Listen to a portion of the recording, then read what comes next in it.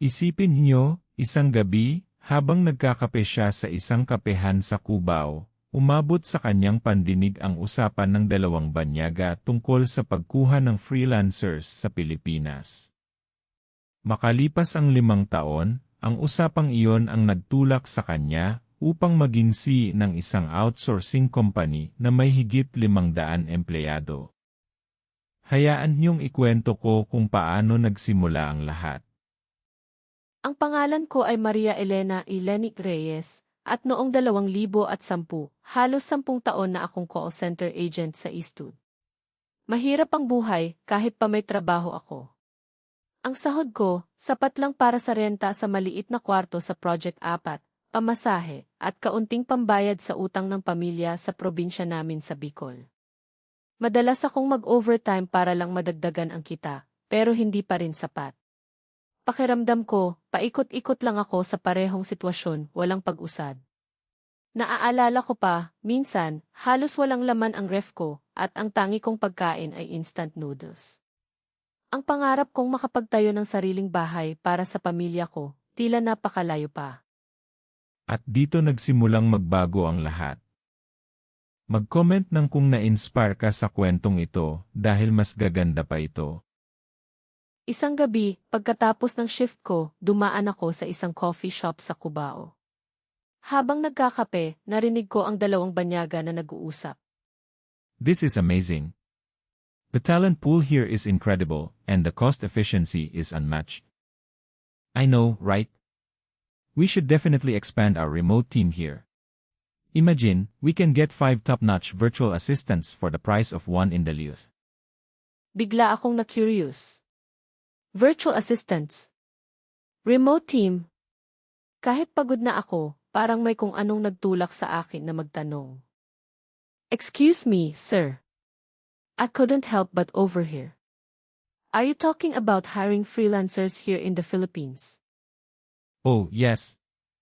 We're looking for more virtual assistants for our e-commerce business. May experience po ako sa customer service. Pwede po ba akong mag-apply? Do you have reliable internet connection at home and a quiet workspace? Wala po akong sariling computer, pero willing po akong bumili. At may tahimik naman po akong kwarto. Well, if you can prove your skills, we might have something for you. Here's an card. Send me your resume. At magtiwala kayo, kailangan niyong manatili para sa susunod na mangyayari. Dahil dito talagang nagiging hindi ka panipaniwala ang kanyang tabumpay. Kinabukasan, hindi ako mapakali. Hindi ko alam kung saan ako kukuha ng pambili ng computer. Pero alam ko sa sarili ko, ito na ang chance ko. Nagsimula akong magtanong sa mga kaibigan at kamag-anak. Nakahanap ako ng lumang laptop na ipinagbili sa akin ng kapitbahay ko sa murang halaga. Halos 1 buwan kong pinag-ipunan ang bayad sa internet connection. Nag-apply ako sa mga online jobs portal, kahit pa wala akong experience sa virtual assistance. Sumali ako sa mga online groups, nagbasa ng mga tutorials, at nanood ng mga video sa YouTube. Pinag-aralan ko ang email management, social media, at basic graphic design. Sa loob ng 3 buwan, nakakuha ako ng 2 part-time clients. Ang sahod ko, triple ng kinikita ko sa call center. Hindi ako makapaniwala. Unti-unti nakapag-ipon ako. Isang gabi, habang kausap ko ang isa kong kliyente, bigla siyang nagtanong. Lenny, you're doing an amazing job. Do you know anyone else who's as dedicated and skilled as you? I need to expand my team, but it's hard to find reliable people. Marami po akong kakilala, ma'am. Mga dati kong kasama sa call center, o kaya mga kaibigan ko na naghahanap ng trabaho. Can you help me screen them? I'll pay you a commission for every successful hire and ongoing management. Talaga po, ma'am? Pero paano po? Wala po akong experience sa ganyan. You're a natural leader, Lenny. You're organized, you communicate well, and you get things done. I trust your judgment. Kung ganoon po, sige po. Gagawin ko po ang lahat ng aking makakaya. Sa puntong iyon, hindi ko pa alam na nagtatayo na pala ako ng aking sariling kumpanya. Nagsimula akong mag-refer ng mga kaibigan at dating katrabaho.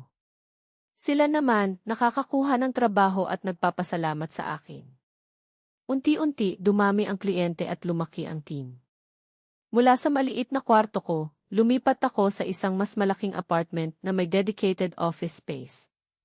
Noong 2015, formal kong inilunsad ang Lenny's Virtual Hub, isang outsourcing company na nagbibigay ng virtual assistant services sa mga kliyente sa buong mundo.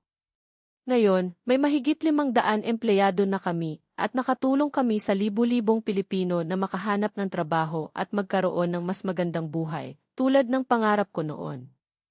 Nakapagpatayo na rin ako ng sariling bahay para sa pamilya ko sa Bicol. Mula sa pagiging call center agent na nag-iisip kung saan kukuha ng pambili ng computer, si Lenny ay naging CEO ng isang matagumpay na outsourcing company na nagbibigay ng oportunidad sa daan-daang Pilipino.